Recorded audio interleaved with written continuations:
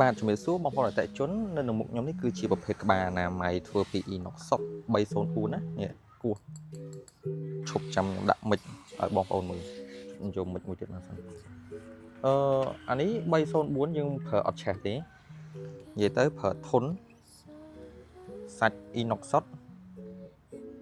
នេះបងប្អូនស្ដាប់បានទេនេះ